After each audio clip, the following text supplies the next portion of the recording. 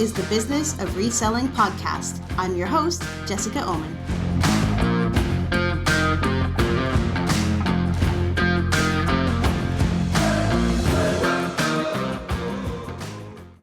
Welcome everyone to episode 31 this week of the Business of Reselling podcast. I want to lighten things up a little bit this week by doing a little top 5 list. I know these are kind of fun, but I thought maybe just mixing in some content and telling you about some of our funny and silly experiences at yard sales and sourcing might be a good idea for this week. Before we get started, there's a couple of things that I want to tell you about. The first one is my appearance on the Get Thrifty podcast, which is a podcast put together by ARC Thrift Stores. They're a big thrift store chain in Colorado. I was honored to be their guest, and the episode will be published today, August 22nd. So I've linked that in the show notes if you want to hear a bit about my story, about scaling up.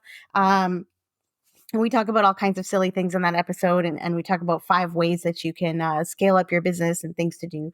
So you'll probably like that. It's also another top 5 list.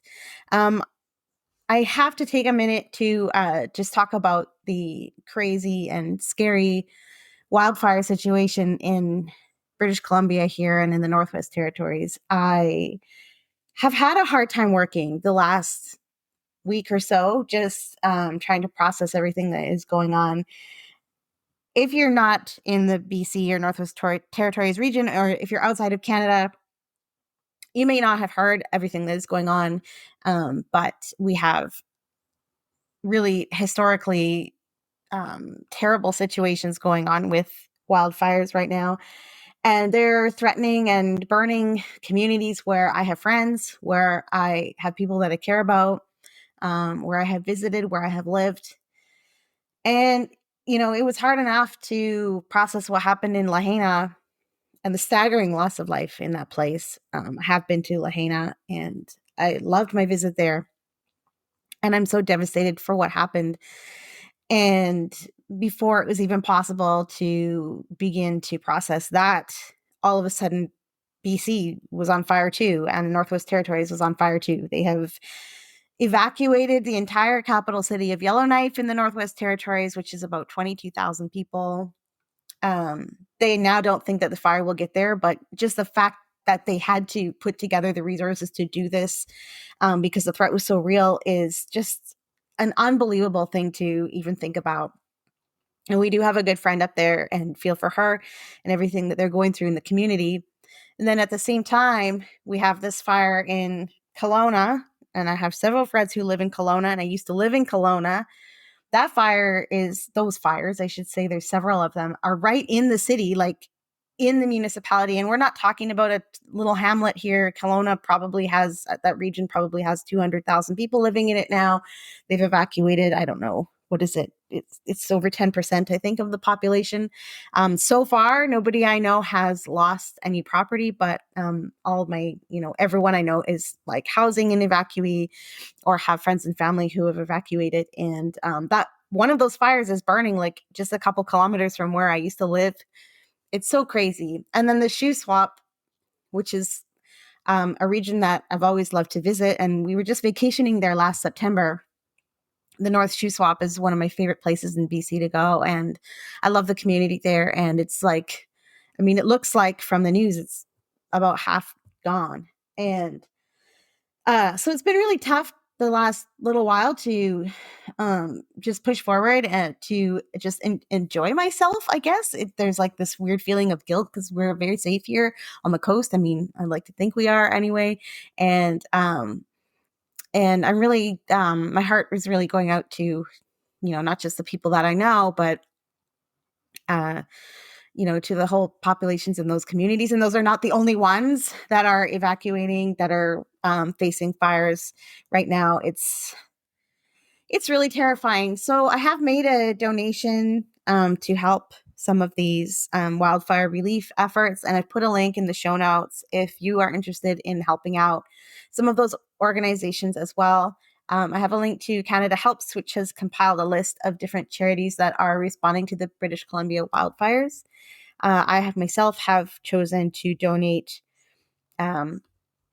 to the Shoe Swap Community Foundation's Emergency Response Fund. I tend to donate to smaller organizations. That's just my preference. So that's what I've done. But there's a whole list there if you want to support any of those relief organizations and funds that are going to help the people and the animals that have been displaced by what's going on. It's a tough situation that maybe seems like the worst of it is over, but you can't help but think, what is next year going to be like? And is this just how we are going to live now? Just fireproofing everything and always wondering which community will be next. So it's hard. And I had to take a few minutes to just acknowledge that and what's going on and just share my thoughts about it. And for those of you who aren't from around these parts where I am and don't know, you should know it's a big deal and it's hard. So I'm going to move on from that. And that's one of the reasons that I kind of wanted to keep this episode light. Hopefully just a little bit of relief from everything that's going on. And it was also kind of inspired by my recent frustration with yard sale sourcing. You If you know me, you know I don't source at thrift stores. I will absolutely not do it. And I'm thinking that I might have to add yard sales to the list of places that I will not source, because this has been the worst year for yard sale sourcing in Vancouver ever. I mean, I don't know, COVID killed the yard sale, or the culture around here has changed or something, but they are just awful. So I thought, well, I can sit here and complain about it.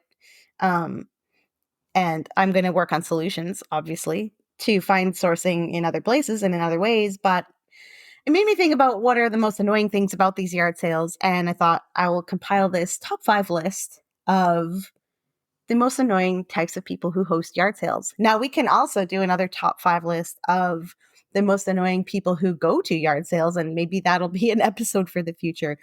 But I've been so frustrated with these yard sales lately.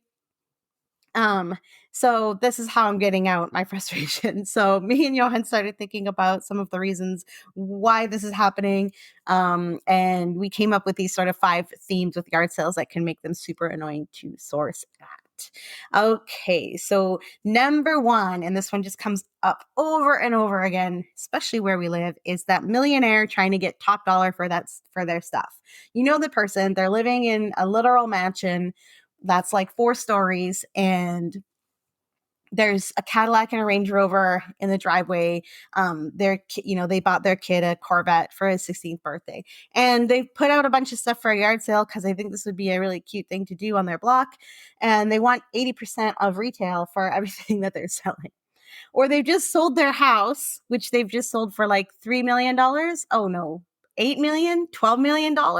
And they're nickel and diming their way through this yard sale to make a few $100s when they're literally about to, make like millions of dollars on the sale of the home that they bought 35 years ago when it was a tenth of the price. And these people will brag at their yard sale that their house sold over asking price in 3 days. And it just grates on my nerves so much. This person does not understand the marketing concepts of product, price, promotion, and place, which I discussed in great detail in episode 29. So go back to that if you want to hear more on sort of the principles of marketing that apply to the reselling business. These people often have very good products, and their price, they're trying to make their price reflect the quality of their products, but what they are missing is the promotion and place details of their marketing. Because and I know that when you're going to a yard sale, you expect a bargain. And somebody who has put a bunch of cardboard signs up on telephone poles all over their neighborhoods, you expect low prices when you see that type of advertising. And so it's annoying when you get there and then you can't find a deal. Look, it doesn't even have to be a deal for resellers. And I understand that not everyone hosting a yard sale wants to cater to resellers. That's absolutely fine. But if you paid, $1,200 for your bicycle in 2004 and you're trying to get $900 today, like, let's just walk this back a little bit. The expectation is not going to meet the reality. So the millionaires are the ones who drive me the most crazy.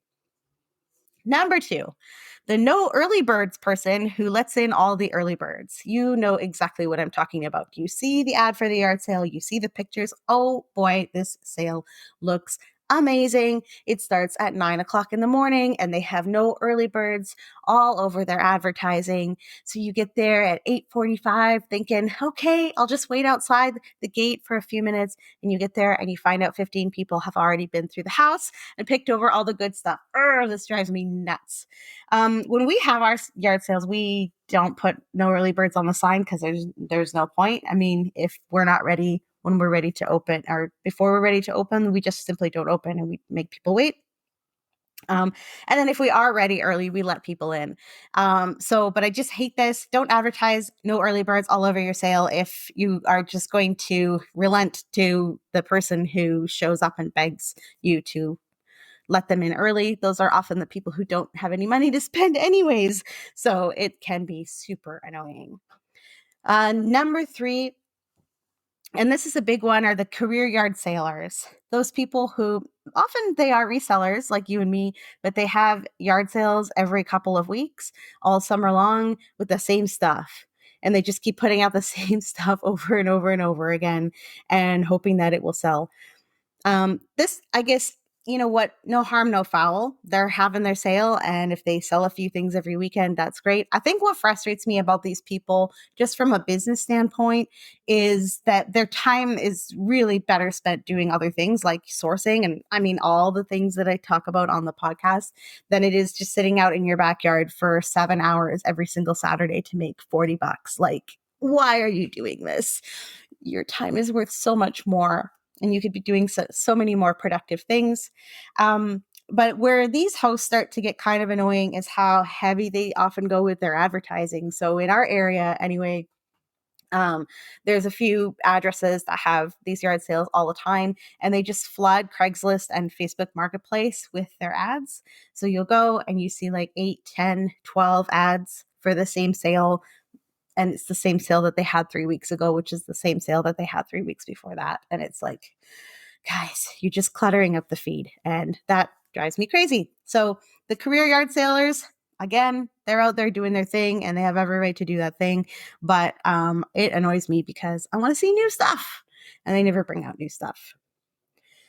Number 4 is the person who doesn't price anything at their yard sale. They don't price anything at their yard sale. Now, don't get me wrong. Sometimes these people are awesome because you make a huge bundle and you just throw a dollar amount at them and you walk away with some fantastic bargains. But it's the person who prices nothing and then everything you ask about, they want to look it up on eBay before telling you what they want for it. This drives me crazy. Take the time to price your stuff before you have your sale so that I have an idea of where you stand as I'm walking around your yard. Please, please, please, please do this. And these folks, they're obviously not professional resellers, so they don't know, nor should they be expected to know that just looking up what somebody is asking for something on eBay is not a guarantee that that's actually what it's worth in the market. And so they inevitably give you some price that's like 10% lower than what the person is selling it for on eBay. And they think that's a comparable market price for their stuff. This is frustrating. You want to educate them. You want to help them out. They don't want to hear it usually. And also it just takes a really long time to figure out your bundle with these people because they want to look up every single thing because they didn't want to put price stickers on their stuff before the sale. And I'm not really sure what the psychology is here. It could be just laziness, like they don't feel like it or they didn't have the time to put pricing on everything. But I also think sometimes that it's just people who want to gauge what good stuff they have because they don't know. And so they want to see what kinds of things people are interested in. And then it gives them an idea of like what they could sell it for. And I think maybe they just pull that stuff back in and then try to sell it on eBay or something like that. Like they use it as like market research, you know?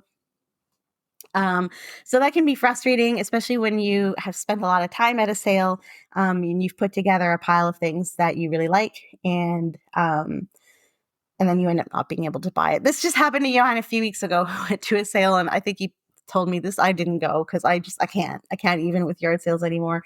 And he picked up a small pile of items and every single thing was like $100 to $300. And the guy was like, yeah, I looked that up. It's worth 500 on eBay. People are selling it for 500 on eBay. And he's like, okay, no. Well, this also made me think of another one, which is not on my list. You get a bonus. It's for item 4.5 on the list. Are the people who don't actually want to sell anything. Like they have their sale and they tell you to come. The whole house is for sale. Everything in the house is for sale. And then you go and you're like, okay, how much for this? And they're like, oh, that's not for sale. And then you go, how about this? And they say, no, that's not for sale. And you go, how about this? And they say, no, that's not for sale. I don't know about you, but I have an incredible knack for finding all of the things in a house where everything is for sale that are not actually for sale. Like I am really good at this.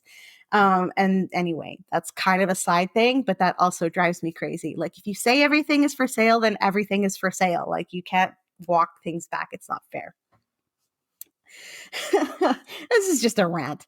And number five, that yard sale that really should have just been one carload to the Value Village. Do you ever show up at a sale and they're like, moving sale, everything must go, contents of house, or I have to get rid of everything because I'm moving to Europe or whatever. And you go and there's like 11 items on a table, and then they're like, and I've also got like a bed and a dresser inside if you want to take a look at it. And you're like you're just selling your pillows and used shoes and one bicycle and a couple of video games. And it's like, you could have just taken this to the donation center. Like, why are you sitting here all day trying to extract like $30 out of your 11 items? I don't get it. I have done an episode, I think I have, or at least it comes up as a theme a lot in my episodes, where I talk about people who do not value their time. And I've discussed this in the context of reselling and how to figure out what your time is worth, and what kinds of activities you should be spending your time on in order to sort of maximize that value. And these are definitely people who do not have any understanding of that concept at all.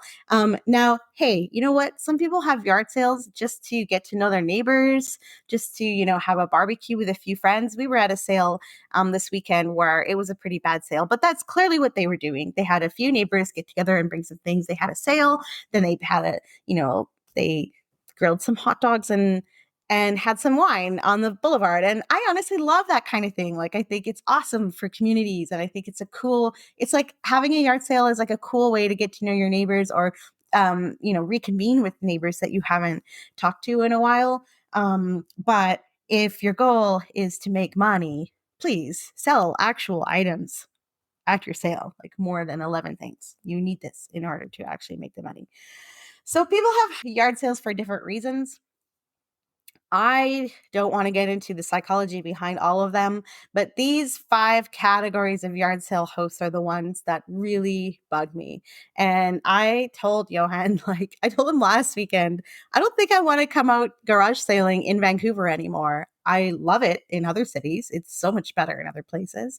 But in Vancouver, it is no longer fun. And every time I come with him and we go around to 15 or 16 sales on a Saturday morning, I'm always like, I probably should have just stayed home and done listing, or made a podcast, or literally just gone for a walk, because this was a total waste of my time. Now, of course, he goes to a sale the next morning on Sunday morning, and I don't go because I'm all jaded. And he comes home with like a truck full of 80s vintage t-shirts that were given to him. And I'm like, oh yeah.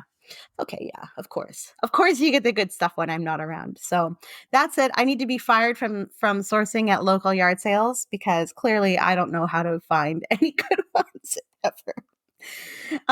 So anyway, I just wanted to give a little lighthearted episode this week and talk about some of those things. If you like this top 5 list structure for episodes, please let me know, because There's a lot of ways that I could do this and do these top fives. They would make fun blog posts. They're Instagrammable. So, like, it could be really fun content to sort of mix into some of my more like businessy and research focused stuff. So, please, if you like it, please tell me. And your call to action for this week is, what kind of yard sale host drives you crazy? Excuse me. Go to YouTube and leave a comment and let me know if you agree with my top five, if you would like to add to it, or something else. Don't forget to subscribe to the podcast anywhere you get your podcasts. You can find that link at businessofreselling.com, and like and subscribe to the YouTube channel, youtube.com/at Storage Warrior Podcast. Excuse me. I am coughing because there's still smoke in the air as I record this. And so anyway, it's not good. So don't forget, we are always buying. I want to mention this every episode. I'm going to try to remember.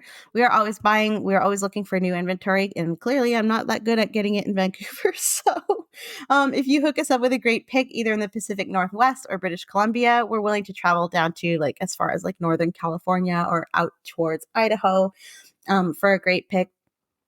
We'll definitely reward you. You will get some kind of gift from us if you hook us up with something good. So keep that in mind. If there's some great stuff and it's not your jam in our region, but you think it might be ours, make sure to reach out and let me know.